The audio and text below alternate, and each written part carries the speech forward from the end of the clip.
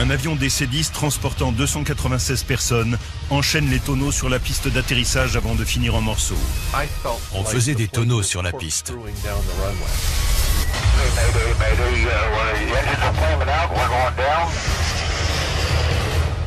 Un DC-8 tombe en panne de carburant et s'écrase dans un quartier résidentiel. Je croyais qu'on allait atterrir à l'aéroport. J'étais contente.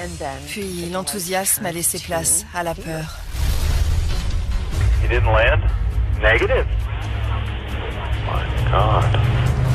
Une météo extrême fait des ravages en altitude. Un 747 pris dans une averse torrentielle est violemment précipité sur une colline. Entre le premier contact au sol et l'arrêt complet, il s'est écoulé 17 secondes, les plus longues secondes de ma vie. En altitude, la communication peut faire la différence entre la vie et la mort. Nos animations spectaculaires vous plongent au cœur de crashs aériens catastrophiques et vous expliquent leur cause. On m'a demandé si j'agirais différemment aujourd'hui. Oui, je resterai au lit.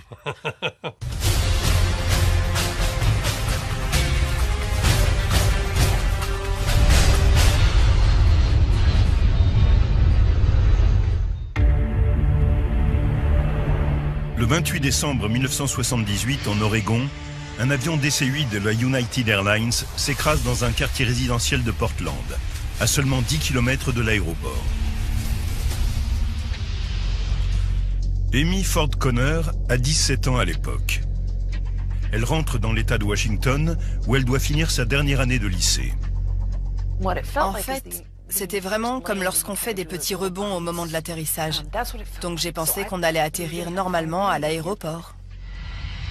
Ce vol, qui s'est jusqu'alors déroulé normalement, va connaître une fin cauchemardesque. Le vol 173 de la United Airlines a décollé de Denver à 14h47 avec 189 personnes à bord. Le copilote est aux commandes. C'était juste après Noël. L'avion était plein. On retournait tous à nos obligations après les fêtes de fin d'année. C'était un vol parfaitement ordinaire, jusqu'à ce qu'on entame l'approche finale vers l'aéroport de Portland.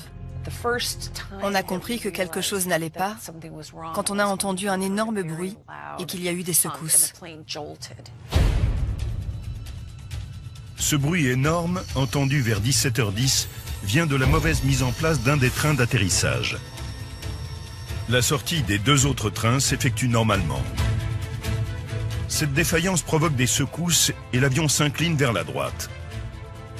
Le voyant indiquant que le train d'atterrissage est bien sorti et verrouillé ne s'allume pas. La sortie des trains d'atterrissage, dans des circonstances normales, est contrôlée par un système hydraulique. Ils se mettent alors en place en douceur. Dans le cas du vol 173, un des trains est sorti sans contrôle, trop rapidement.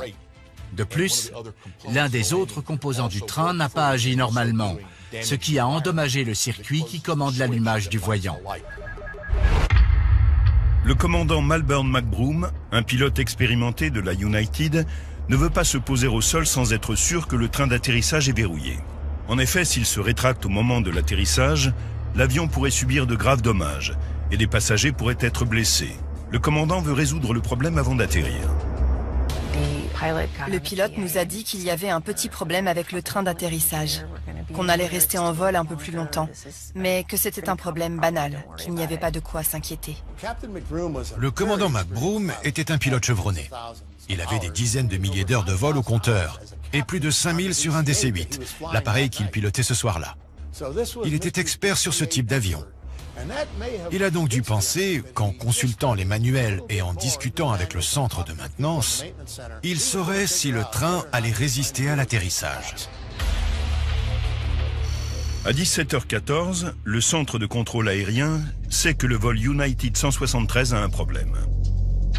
La tour de contrôle de Portland autorise l'avion à entrer dans un circuit d'attente, ce qu'il fait pendant 1 heure, durant laquelle le commandant reste en liaison étroite avec l'équipage. Il n'a pas arrêté de demander à l'équipage s'ils étaient en place, si la cabine était complètement prête pour l'atterrissage. Il était très préoccupé par la sécurité des passagers. Mais ce à quoi il n'a pas prêté attention, c'est à l'inquiétude du copilote et du mécanicien de bord face au faible taux de carburant restant. Les membres d'équipage sont inquiets, mais n'en font pas clairement part au commandant. Ils restent concentrés sur le problème du train d'atterrissage. Un des membres d'équipage avait une lampe de poche, parce qu'il faisait nuit dehors. Il essayait de voir le train d'atterrissage à travers un hublot. Je ne sais pas s'il l'a vu ou pas, mais c'est le premier indice qui nous a révélé qu'il y avait un problème. Sur les DC-8, des indicateurs mécaniques signalent la position des trains d'atterrissage. On peut voir une goupille dépassée au-dessus de l'aile. Si la goupille est sortie, le train d'atterrissage est verrouillé. Sinon, c'est qu'il est rétracté.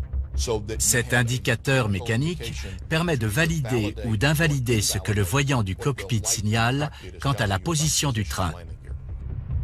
Alors que l'appareil est toujours en circuit d'attente, le copilote et le mécanicien de bord sont de plus en plus inquiets concernant la quantité de carburant restant. À 17h50, à 30 km au sud de l'aéroport, l'un d'eux essaie de se faire entendre. En vain. Le mécanicien de bord, les yeux rivés sur la jauge du carburant, dit « On n'a plus assez de carburant, on va être à court ». Mais avant les formations CRM, on ne s'affirmait pas face à ses supérieurs. Les formations CRM, Crew Resource Management, sont désormais dispensées dans toutes les plus grandes compagnies pour améliorer la communication entre membres d'équipage. Le CRM fait tomber les barrières de la communication entre les différents membres d'équipage d'un avion. Les pilotes se sont mis à travailler en équipe pour trouver des solutions ensemble plutôt qu'individuellement. Avant le CRM, le commandant de bord était le maître des décisions dans le cockpit. On ne lui adressait la parole que pour des considérations techniques. C'était très difficile pour un membre d'équipage moins expérimenté de se confronter à son commandant de bord. On n'osait pas critiquer. Le copilote et le mécanicien de bord ont tous les deux évoqué le problème, mais ils n'ont pas été directs. Ils n'ont pas dit « Commandant, nous sommes à court de carburant. Nous devons aller à l'aéroport tout de suite. » L'appareil a quitté Denver avec près de 22 tonnes de carburant. À 17h55, il restait à peine 2 tonnes. Mais le commandant pense que c'est suffisant pour aller jusqu'à l'aéroport. Les passagers n'ont aucune idée de ce défaut de carburant. Ils s'inquiètent d'un éventuel atterrissage train rentré. Le pilote nous a dit que nous allions atterrir dans les 5 minutes, que l'on était dans l'approche finale et qu'il nous ferait une nouvelle annonce 60 secondes avant pour qu'on puisse se mettre en position de sécurité en cas d'atterrissage train rentré. Il ne nous a jamais fait cette deuxième annonce. Il est 18h03. Le centre de contrôle aérien demande quand ils comptent entamer leur approche. Le commandant McBroom répond d'environ 3, 4, 5 minutes. Mais le vol United 173 n'a pas autant de temps. Le vol United 173 vole depuis plus d'1 heure en circuit d'attente près de l'aéroport de Portland, en Oregon. Le commandant McBroom tente de résoudre un éventuel problème de train d'atterrissage. Mais à présent, quelque chose de bien plus urgent se profile.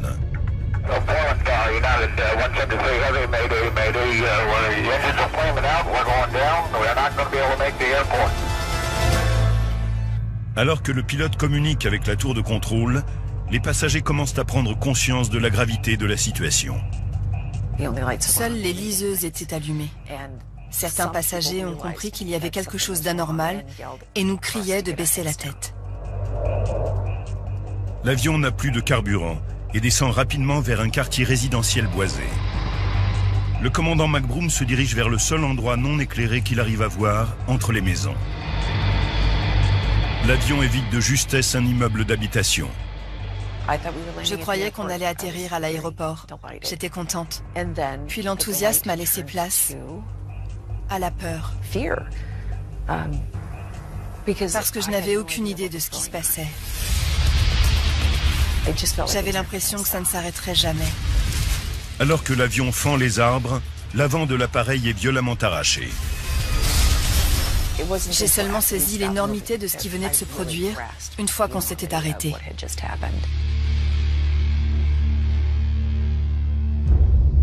L'appareil est détruit. 10 personnes qui se trouvaient à l'avant de l'avion, la partie qui s'est détachée, sont mortes lors de l'impact. Le reste des passagers est médusé. Il faisait très froid. Mais quand on a une telle poussée d'adrénaline, On ne remarque pas vraiment ce genre de choses. On est sorti de l'avion et on s'est retrouvé dans ce quartier. Personne ne savait où on était. On déambulait, totalement désorientés. The four-engine plane went down 5 miles southeast of the airport. It missed a large apartment complex, but smashed through 2 vacant houses. Sur la scène, les enquêteurs du NTSB établissent qu'il n'y a pas de fuite de carburant, ni de défaut des jauges de carburant. L'avion ne présente aucun problème. Alors pourquoi cet accident? La réponse viendra de la boîte noire de l'avion, le CVR, Cockpit Voice Recorder. Quand j'ai écouté la boîte noire la première fois, j'ai compris qu'il allait être difficile d'expliquer cet accident qui n'aurait jamais dû arriver. À l'écoute de la boîte noire, le docteur Al Deal, alors spécialiste des facteurs humains au sein du NTSB, remarque immédiatement la ressemblance troublante avec d'autres crashs récents. The giant TriStar left a half-mile-long path of debris in the swamp. On a étudié le crash de la Eastern Airlines dans les Everglades, où plus de 100 personnes avaient trouvé la mort. Un défaut de voyant du train d'atterrissage avait distrait l'équipage qui s'était retrouvé dans un marais. Ironie du sort, un an plus tôt, un autre DC-8 de la United avait lui aussi rencontré un défaut de voyant du train d'atterrissage. Obnubilés par ce problème, ils se sont écrasés sur une montagne. Le lien commun, une absence de communication efficace dans le cockpit. Cette incapacité à communiquer est à l'origine des crashs. Deal sait qu'il faut agir pour enrayer cette faille. Il met tout en œuvre pour que les compagnies aériennes adoptent une nouvelle formation développée par la NASA. Il s'agit de la formation CRM, consacrée aux facteurs humains. Le CRM repose en gros sur le principe que lorsqu'on travaille en équipe, il faut prendre des décisions en équipe. Il faut arriver à une solution commune à mettre en place et non individuelle. Jusqu'alors, on n'enseignait que les aspects techniques de l'aviation. On apprenait à manier le manche et le gouvernail, mais jamais à analyser les situations et à prendre des décisions. J'ai discuté avec un enquêteur haut placé du NTSB qui m'a dit: si tu arrives à convaincre le Conseil, ce serait une recommandation révolutionnaire. L'accident le plus mortel de l'histoire de l'aviation a donné à Deal des arguments irréfutables à exposer au NTSB. Lors de la catastrophe de Tenerife en 1977, 2 747 sont entrés en collision sur les îles Canaries. L'accident fait 583 morts et est dû en grande partie à une mauvaise communication. The whole cabin next to me was just completely gone. Moins de 6 mois après le crash de Portland, le NTSB présente ses conclusions. Il cite comme cause probable de l'accident l'absence de surveillance du niveau de carburant de la part du commandant et son manque d'attention aux avertissements de l'équipage. L'incapacité des 2 autres membres d'équipage à soumettre leurs inquiétudes au commandant est un facteur participant au crash. La communication dans le cockpit représente 95% de la réussite d'un vol. Le vol 173 de la United a été le détonateur du changement. L'Agence fédérale américaine de l'aviation civile, la FAA, approuve la recommandation de Deal. En 1981, la United Airlines lance la première formation CRM du secteur. C'était facile de convaincre la United. Ils venaient de subir 3 accidents mortels avec leurs avions de ligne. Donc ils étaient prêts à se rallier au projet et ils ont rapidement investi de l'argent pour développer cette formation. Le commandant Al Haynes de la United se rappelle qu'au début, la formation a été reçue avec beaucoup de scepticisme. Les commandants qui en avaient besoin n'en voulaient pas. Ils ne la suivaient pas sérieusement. On voyait ça comme une perte de temps. Puis, c'est entré petit à petit dans le cours des choses. Et là, on a compris à quoi ça servait. Le commandant Haynes ne se doutait pas que quelques années plus tard, la formation pour améliorer la communication entre les membres d'équipage l'aiderait à surmonter une des situations les plus terrifiantes qu'un pilote puisse affronter. La perte totale de contrôle d'un avion gros porteur.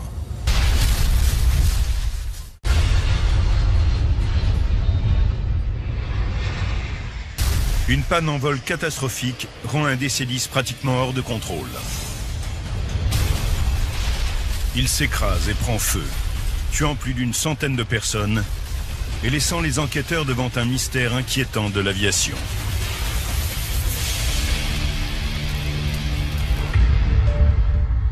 Nous sommes le 19 juillet 1989.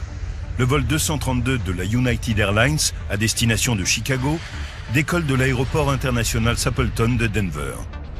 Le copilote William Rickards, qui a 20 000 heures de vol au compteur, est aux commandes. Le deuxième copilote, Dudley Dvorak, comptabilise lui 15 000 heures de vol. Quant au commandant de bord, Al Haynes, il enregistre 27 000 heures de vol, dont 7 000 sur un DC-10.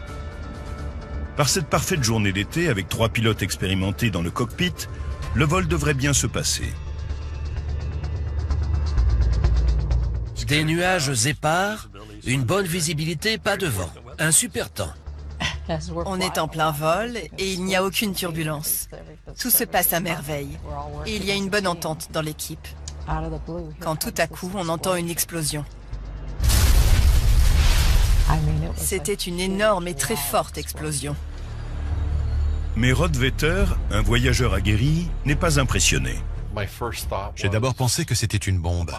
Puis je me suis rendu compte qu'il n'y avait pas eu de dépressurisation de la cabine.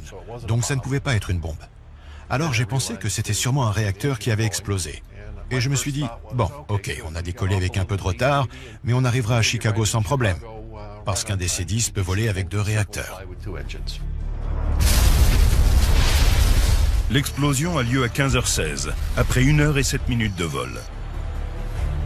L'avion est à 33 000 pieds et survole Alta, en Iowa. Après l'explosion, l'appareil commence à vibrer et à trembler. Les pilotes établissent que le réacteur numéro 2 est en panne. J'ai commencé à réaliser la gravité de la situation quand j'ai vu l'équipage revenir et tenter de regarder à travers un hublot pour relever d'éventuels dégâts sur l'appareil. Rien qu'à regarder les membres de l'équipage, on savait qu'il se passait quelque chose de grave. Alors que l'équipage entame la procédure de coupure du réacteur, le copilote Bill Rickards, qui se trouve aux commandes, se rend compte qu'ils ont un problème bien plus grave qu'ils ne pensent. On était en train de couper le réacteur en suivant la procédure. Et Bill nous informe de ce qu'il aimait appeler l'annonce alarmante de la journée. Je ne contrôle plus l'avion. L'appareil descendait environ à droite. Bill maintenait le manche complètement à gauche et vers lui pour remonter le plus possible et virer à gauche. Mais c'est impossible en altitude, les commandes ne sont pas aussi flexibles. Alors j'ai repris le manche. Avec un grand professionnalisme, le commandant Haynes reprend la main sur l'appareil et le redresse. Sans la direction, l'appareil commençait à se retourner et aurait continué ses loopings jusqu'à s'écraser au sol. Mais précisément à ce moment-là, Al Haynes a repris le contrôle. Il a mis les pleins gaz à droite et inversement à gauche. Cette poussée asymétrique a remis les ailes à plat très lentement et a permis de stabiliser l'appareil. S'il n'avait pas réagi aussitôt, cela aurait été irréparable. Mais le vol United 232 a toujours des problèmes monumentaux. Du cockpit, les pilotes appellent l'équipe de cabine pour s'assurer que les passagers se préparent à un atterrissage d'urgence. J'ai décroché et ils m'ont dit de venir dans le cockpit. En ouvrant la porte, j'ai tout de suite compris. J'ai pensé, oh non, ça n'est pas une situation d'urgence. C'est carrément la panique.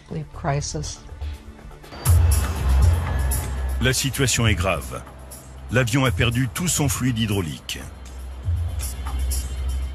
Le fluide hydraulique dans les gros appareils modernes est l'élément moteur d'un avion. Il permet d'obtenir des réponses physiques aux commandes de vol.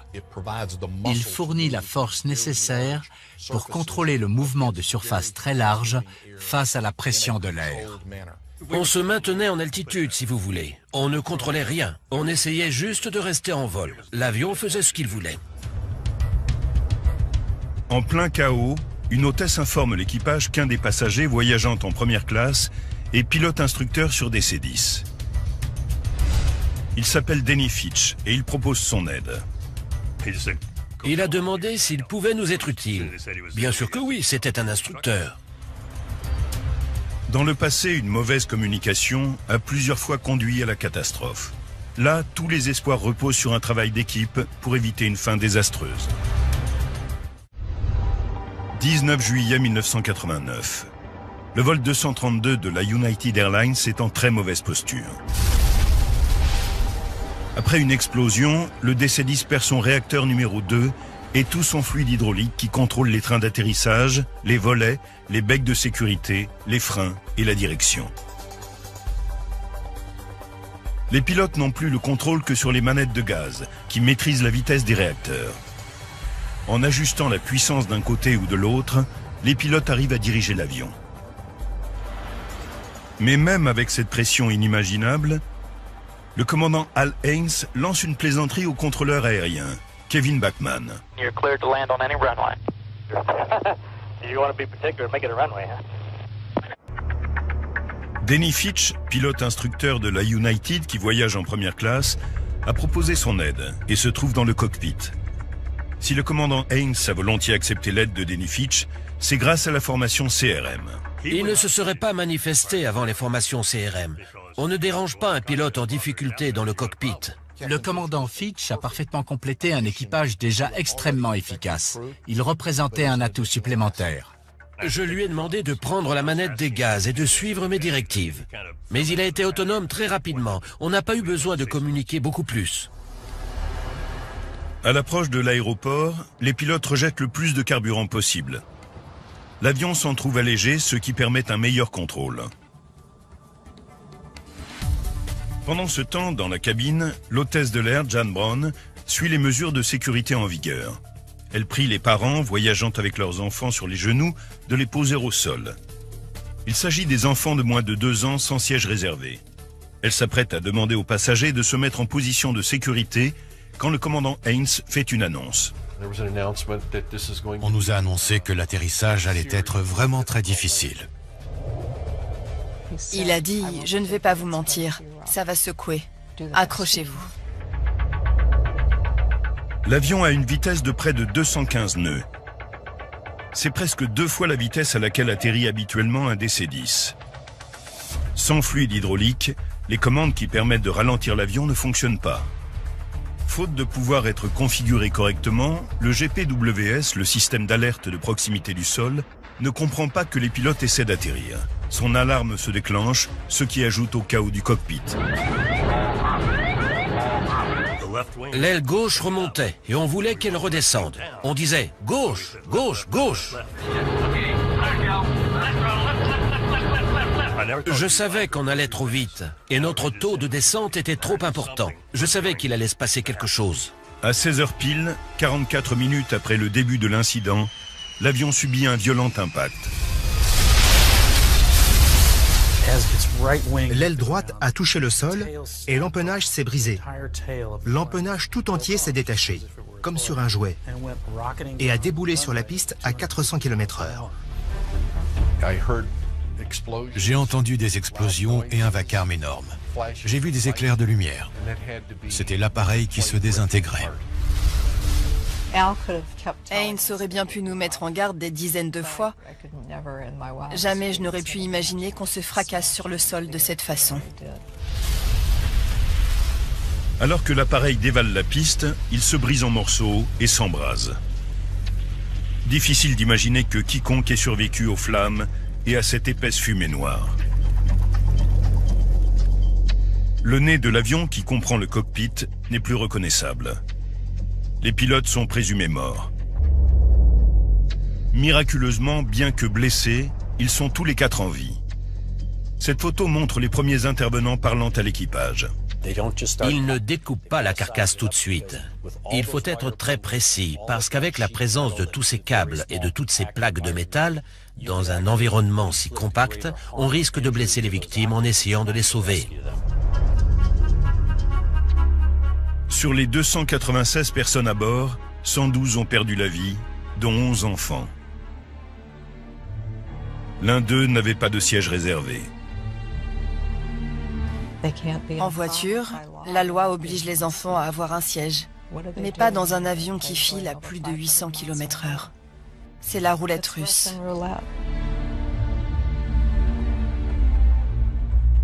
Les questions naissent immédiatement après le crash.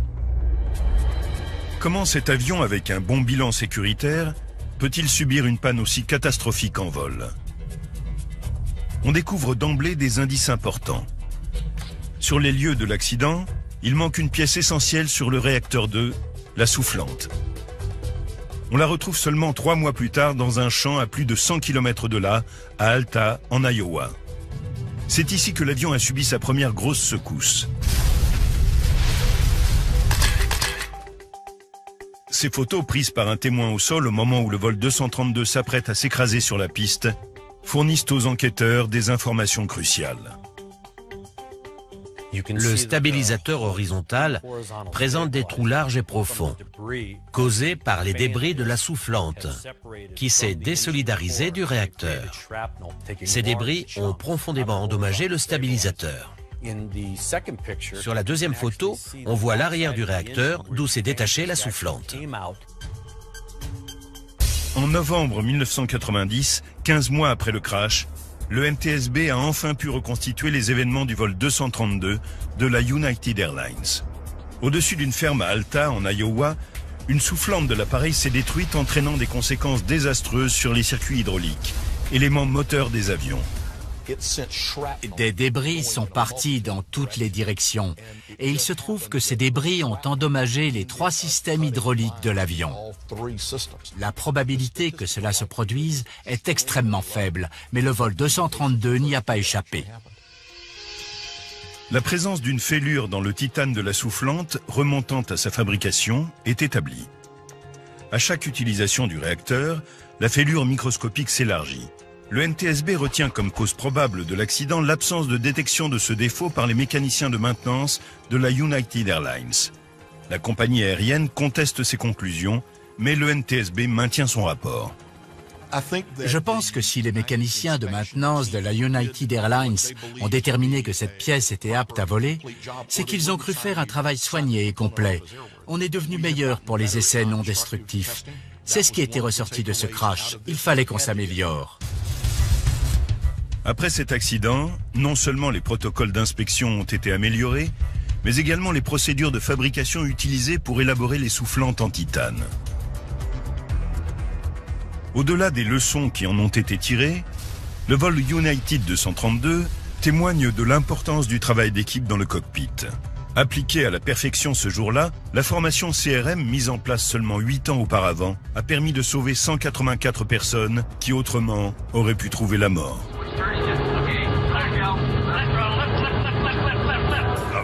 On m'a demandé si j'agirais différemment aujourd'hui. Oui, je resterai au lit. L'équipage a pris de très bonnes décisions pour piloter un avion qui était pratiquement incontrôlable. Un homme seul, quelles que soient ses compétences aéronautiques, n'en aurait pas été capable.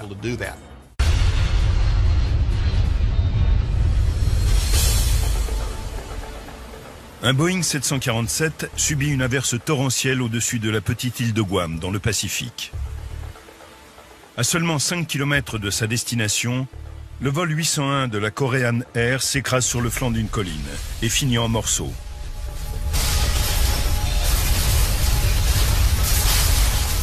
Huit minutes plus tard, 2 contrôleurs aériens se rendent compte avec effarement que l'avion s'est écrasé. Did Korean Air come back to you? 801. Korean Air 801 Guam. No. You checked in with me. I cleared him to land. I don't know where he's at. Never did have him in sight. You never saw him? Negative. He didn't land? Negative. Oh my God. Parmi les 254 personnes à bord, se trouve le néo-zélandais Barry Small. Contrairement à la plupart des autres passagers qui sont des touristes en lune de miel, Barry Small est en voyage d'affaires. Il est pilote d'hélicoptère et mécanicien sur un grand bateau de pêche coréen. L'appareil décolle de Séoul, en Corée du Sud, à 22h05 heure locale. Nous sommes le 6 août 1997. Le vol en lui-même entre Séoul et Guam avait été tout à fait ordinaire. C'était un vol agréable. Avec une température annuelle moyenne de 27 degrés, Guam a un climat agréable. Mais le revers de la médaille, c'est la saison des pluies, avec des précipitations moyennes de plus de 300 mm. Alors que le Boeing 747 entame sa procédure d'approche, il s'engouffre dans une cellule de pluie diluvienne qui arrive du nord-est. Barry Small, assis au siège 36K au niveau de l'aile droite, n'est pas inquiet. Je voyais les lumières de Guam à travers les hublots à droite de l'avion. On descendait. Les trains d'atterrissage étaient sortis, les volets aussi. Tout me semblait normal. Je me suis baissé pour récupérer mes chaussures et j'ai senti une grosse secousse. Je me suis dit qu'on avait atterri plus tôt que prévu. Le premier contact avec le sol ne nous a pas vraiment surpris, les autres passagers et moi. Il avait juste été un peu raide. Mais on était arrivés. Barry Small ne réalise pas tout de suite qu'ils se sont écrasés. Mais alors que l'appareil est secoué dans tous les sens et commence à se rompre, l'horreur de la situation ne lui échappe plus. L'appareil tremblait de plus en plus, à tel point qu'on ne pouvait plus contrôler nos corps. On était comme des poupées de chiffon ballottées dans tous les sens sur nos sièges. L'avion s'est écrasé sur un terrain accidenté, appelé Nimitz Hill, à peine à 5 km de la piste d'atterrissage. Dans cette trajectoire infernale, les trains d'atterrissage emportent une partie d'un oléoduc sur une route voisine, causant le déversement de milliers de litres de pétrole.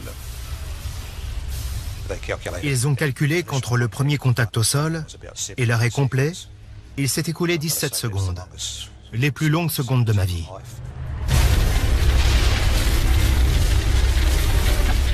Le feu s'empare de la cabine. Barry Small est pris au piège. Sa jambe droite a été cassée par la barre en métal du siège devant lui, une blessure courante chez les victimes de crash aériens. Sa jambe gauche est sauve grâce à un sac qu'il a placé à ses pieds. Il réussit à détacher sa ceinture et se dirige en boitant à l'arrière de l'appareil, d'où il saute pour échapper aux flammes. Il s'éloigne comme il peut à une 50aine de mètres de l'appareil. Lorsqu'il tourne la tête, il voit une série d'explosions survenir dans la cabine, alors que de nombreuses personnes en sont encore prisonnières. Il y avait des éclats qui tombaient près de nous, comme des bombes. Les cris sont devenus épouvantables.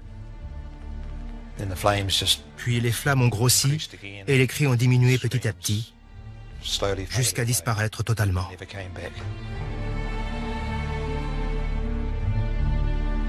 Barry Small a survécu à l'impact, mais il a désespérément besoin d'aide. Quand on est arrivé là, environ 500 mètres plus bas, on s'est d'abord arrêté, puis on a tous couru vers la scène atroce. On entendait les cris et on voyait le feu. Carl Gutiérrez, alors gouverneur de Guam, vit à 3 minutes de là. Il se précipite sur le lieu du crash avec des membres de son personnel. J'ai couru et j'ai trouvé Barry Small, la jambe cassée. Je voyais son os. Je lui ai donné une couverture pour qu'il se protège le visage de la pluie. Il était si mal qu'il n'avait pas la force de fermer les yeux. Lorsque les secours arrivent, 52 minutes après le crash, l'état de Barry Small est stable. Mais pour la plupart des autres passagers du vol 801 de la Korean Air, c'est trop tard. You've got burns, you've got broken leg. Yeah. Other than that, good as gold. Le passager Barry Small a survécu au violent impact d'un Boeing 747 s'écrasant sur Nimitz Hill, à 5 km de l'aéroport de l'île américaine de Guam. Plus de 200 autres passagers ont été tués. En quelques heures, les secours laissent place aux enquêteurs. Le NTSB rencontre des difficultés dès le début. Il nous a fallu 1 jour et demi pour nous rendre là-bas. Une fois sur place, le terrain était très accidenté, très vallonné. C'était difficile de descendre sur le lieu de l'accident. Il faisait chaud, humide. C'était des conditions difficiles pour travailler. Comme la plupart du temps, le crash n'est pas lié à une seule cause. Les enquêteurs découvrent rapidement une longue liste de problèmes qui ont conduit à l'accident. Premièrement, un outil d'aide à la navigation, le Glide Pass, était en maintenance et donc non opérationnel. Le Glide Pass est un signal radio émis du sol vers l'avion qui fournit un guidage électronique vertical. En associant cet outil à un localizer qui fournit un guidage horizontal, les pilotes peuvent aligner l'avion avec la piste d'atterrissage. Avec 9000 heures au compteur, le commandant Park Yung-chul est expérimenté. Il a connaissance de l'avis du FAA sur la mise hors service du glide pass de l'aéroport de Guam. Mais au cours des 2 dernières minutes de vol, l'aiguille du cadran du glide pass se met à bouger. Comme l'aiguille s'est mise à bouger, il a cru que le glide pass fonctionnait tout compte fait. Le glide pass étant hors d'état de marche, le vol 801 entame une approche classique qui est plus difficile. L'avion se rapproche de la piste par palier. Chaque palier a une altitude minimum prédéterminée au-dessus de laquelle l'avion doit rester. Mais d'après le NTSB, le commandant a commencé à prêter attention au statut du glide pass, entraînant l'avion dans une descente prématurée vers Nimitz-Hill. Ils ont mal interprété la façon dont l'approche était configurée. Et le commandant ne l'a jamais parfaitement compris, selon moi. Le NTSB a également conclu que la fatigue excessive a joué un rôle dans l'accident, en réduisant les performances du commandant. Dans les jours précédant le crash, il a effectué des vols entre 3 continents. Il a souffert d'une bronchite et on est en plein milieu de la nuit. La fatigue excessive affecte les prises de décision. Quand elle prend le dessus, l'intellect est diminué. On perd ses capacités d'analyse. D'autres facteurs entrent en jeu. Le mois d'août est le pic de la saison des pluies à Guam. Le commandant comptait sûrement réaliser une approche à vue, mais l'appareil traverse une pluie diluvienne, ce qui rend le contact visuel difficile. Ils se rendent compte que rien ne va. Ils ne sont pas sûrs à 100% de leur position sur la route. Ils cherchent des indices visuels en vain à cause de la pluie torrentielle. Et tout à coup, ils voient qu'ils sont bien plus près du sol qu'ils ne pensaient.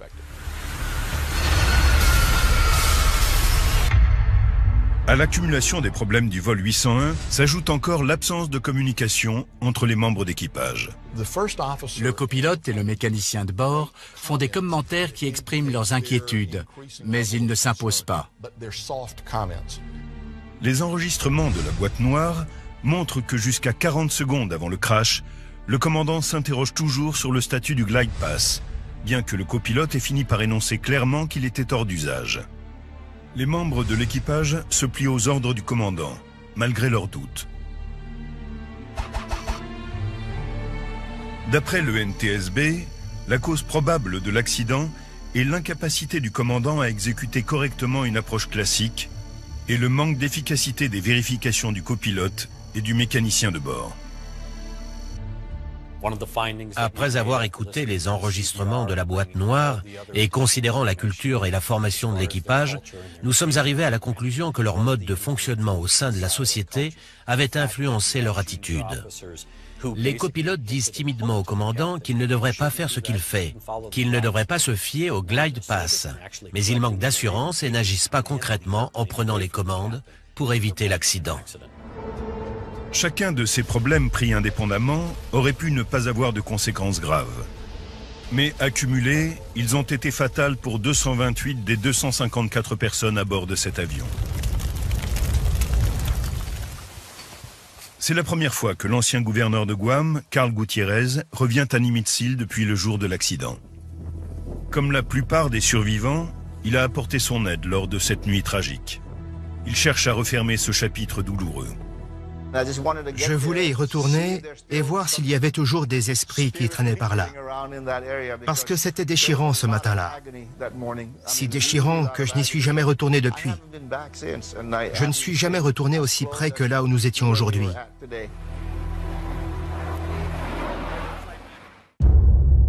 Dans les années 80 et 90, Korean Air connaît plus d'une douzaine d'accidents et déplore 750 morts. La compagnie aérienne est jugée si problématique que le département de la Défense des États-Unis interdit à ses employés de voyager sur ses vols. Le Canada, lui, menace d'exclure Korean Air de son espace aérien. Puis survient un grand revirement. Korean Air engage David Greenberg, un ancien pilote devenu vice-président de la Delta Airlines. Il établit une nouvelle politique et de nouvelles procédures et réinvente complètement la communication dans le cockpit. Il y a la culture du pays, celle de l'entreprise et celle des pilotes. On ne peut pas changer la culture d'un pays, mais ce que fait la culture de l'entreprise pour modeler la culture des pilotes est crucial. Des changements incroyables ont eu lieu en très peu de temps, c'est impressionnant. C'était pour le bien de la compagnie et ils ont réussi. Le secteur a parcouru un long chemin depuis l'époque des commandants de bord autoritaires et des équipages n'osant pas s'affirmer. Depuis la mise en place des formations CRM, le nombre d'accidents aéronautiques a considérablement baissé. Le CRM est l'une des raisons de la sûreté de l'aviation d'aujourd'hui. Grâce à la formation des pilotes au travail en équipe, la sécurité aéronautique a fait un réel bond en avant. On ne peut probablement pas le mesurer quantitativement, mais depuis sa mise en place, l'effet bénéfique du CRM sur la sûreté de l'aviation est incontestable.